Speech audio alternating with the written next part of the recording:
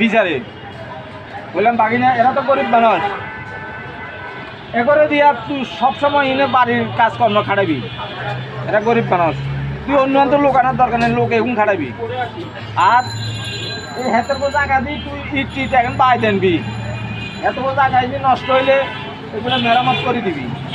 আর এগুলো যদি মাটি দুই গাই লাগে এটা তুই আনি দি হালাইবি, হালাই জায়গা সুন্দর করে দিবি, ঠিক আছে নি? এত ঠিক আছে।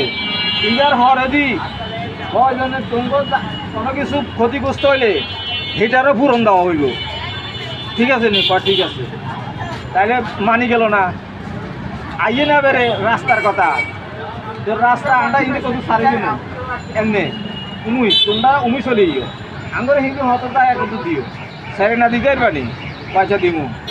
আচ্ছা, আইয়ে না বেড়ে হে বাড়ির লগে এখন মেম্বার হয়ে যে অশিক্ষিত মেম্বার, তো অশিক্ষিত মেম্বারে এত করে কইছে গিয়া এমনি না হয়তো ডাক দেওয়া দিছে, তারা মানে না যে এক কাম কর তোরা মামলা এক কাম করি দে।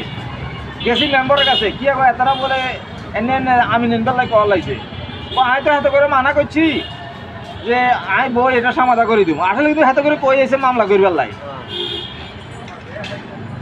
এরপরে মেম্বারের কাছে যখন গেছি তার মেম্বার কইছে হ্যাঁ নে আন্ডা বুঝি এনে, এরপরে মেম্বারে যখন কইছে আই হাতে করে মানা করছি মামলা করতো না, আই সমাধা করে দিব। আজ যে গেলাম